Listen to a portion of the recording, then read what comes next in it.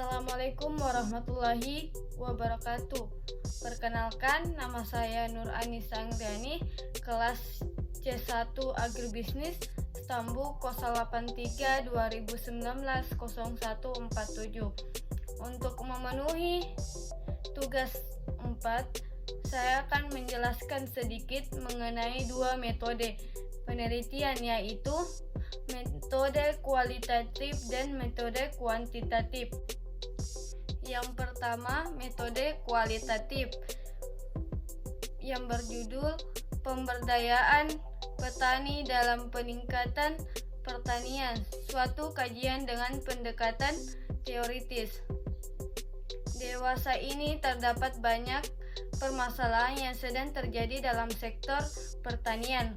Oleh karena itu, kita harus menciptakan solusi inovatif untuk menjalankan dan mempertahankan kinerja petani dalam pemberdayaan guna untuk memperbaiki kesejahteraan para petani. Tentunya, kinerja pertanian berkaitan dengan kegiatan agribisnis. Permasalahan kondisi krisis ekonomi yang dialami oleh para petani mampu dijadikan acuan sebagai pertumbuhan yang lebih baik. Pada kenyataannya, perbaikan ekonomi dan peningkatan kinerja terus dilakukan oleh pelaku agribisnis dalam kegiatan pertanian. Pandangan rendah terhadap petani menyulitkan para petani untuk mendapatkan hak kesejahteraan dalam bekerja. Petani sebagai produsen primer memiliki kebijakan ekonomi melalui upaya pada kegiatan pertanian. Sangat diperlukan tindakan nyata dan konsistensi untuk memberikan perubahan ke arah yang lebih positif kepada para pelaku pertanian. Tujuan penelitian. Adapun tujuannya yaitu untuk mengetahui manfaat dari penyuluhan pertanian dan perkembangannya, serta menghasilkan sumber daya manusia yang berkualitas sebagai aktor dalam pembangunan pertanian agar mampu meningkatkan kinerja dalam usaha kegiatan agribisnis pada sektor pertanian. Metode penelitian. Peneliti ini menggunakan metode penelitian kualitatif untuk memperoleh hasil penelitian. Adapun pendekatan yang digunakan adalah pendekatan deskriptif teoritis yang dilakukan dalam bentuk penelitian pustaka. Jenis penelitian pustaka digunakan dalam rangka mencari sumber yang otentik dan berdasarkan hasil penelitian yang relevan. Sumber-sumber yang peneliti jadikan sumber utama adalah mengenai teori model penyuluhan, teori metode penyuluhan, dan teori peningkatan petani yang fokus pada pemberdayaan petani dalam peningkatan kinerja pertanian pada sektor agribisnis. Hasil penelitian.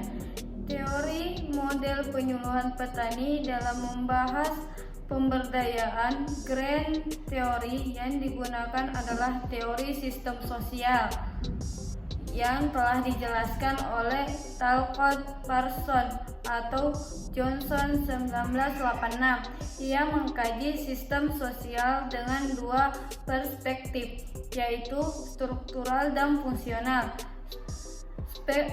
Perspektif struktural, individu yang berinteraksi dapat berkembang menjadi lebih luas dalam hal sosial dan budayanya. Middle teori didasarkan pada tindakan komunikasi dalam sistem pemberdayaan terhadap petani yang mengakibatkan perubahan sosial. Proses pemberdayaan petani akan lebih efektif menggunakan model konvergen. Berkat pendekatan ini, kesetaraan peran akan diperoleh antara penyuluh sebagai komunikator dengan petani sebagai penerima penyuluhan.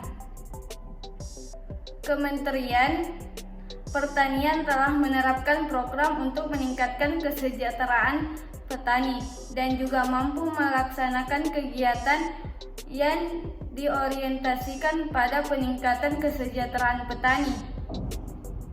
Namun masih ditemukan beberapa kendala, diantaranya adalah dalam hal pengembangan kelembagaan kelompok tani.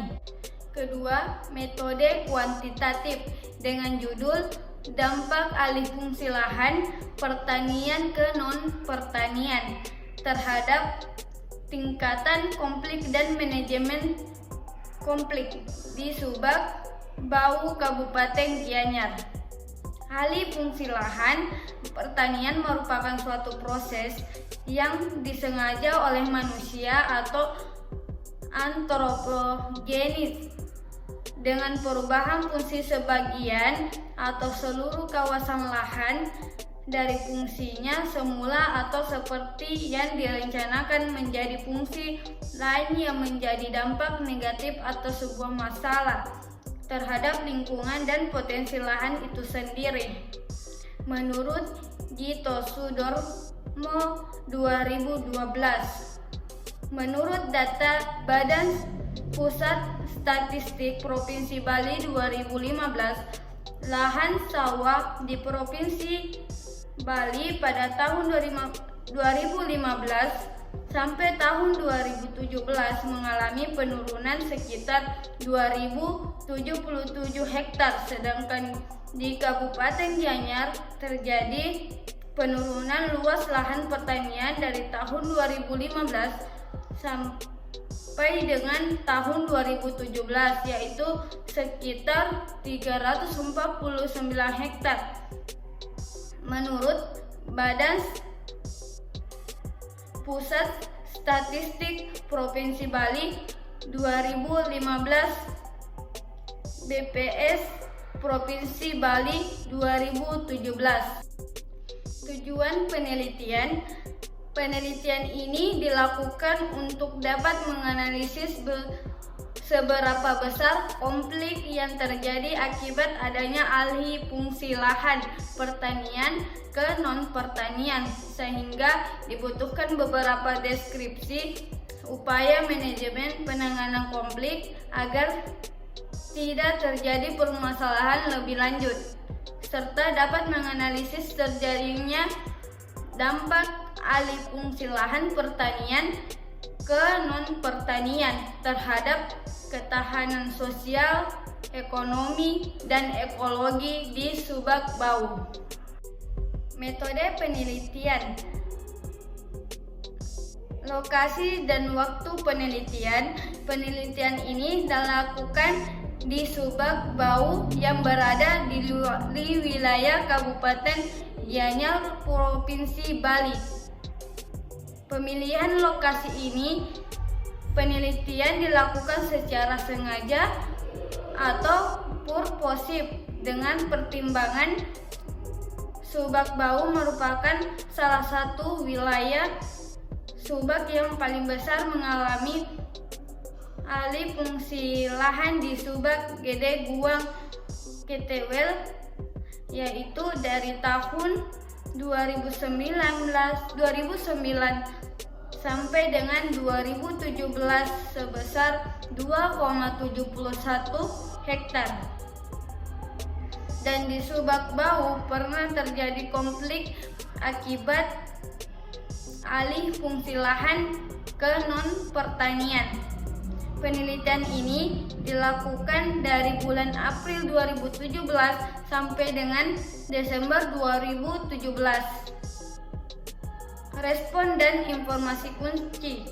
Respon dalam penelitian ini ditentukan dengan metode sensus, artinya cara pengumpulan data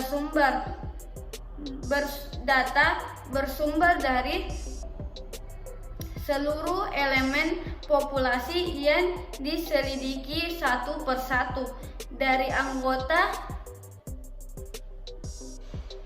Subak Bau yang memang benar-benar mengetahui seluk-beluk pasti mengenai Subak Bau, sehingga nantinya diharapkan akan memperoleh suatu data yang valid mengenai subak bau. Sumber dan jenis data. Sumber data yang digunakan dalam penelitian ini yaitu data primer dan data sekunder. Data primer adalah data yang berasal dari sumber asli atau pertama. Data ini tidak tersedia dalam bentuk terkompilasi ataupun dalam bentuk file-file. Menurut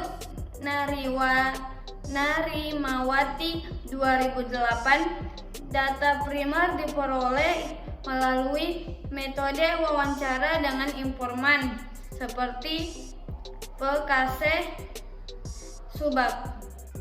Hasil penelitian berdasarkan tabel 2 dapat dilihat intensitas konflik antar anggota dalam subak bau sering terjadi.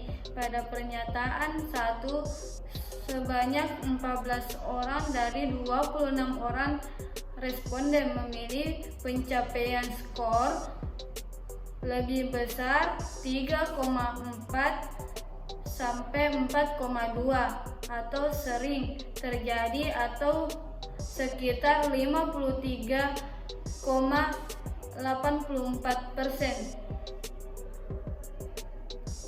Berdasarkan tabel 3 dapat dijelaskan intensitas konflik antar anggota dengan kelompok dalam subak bau sering terjadi.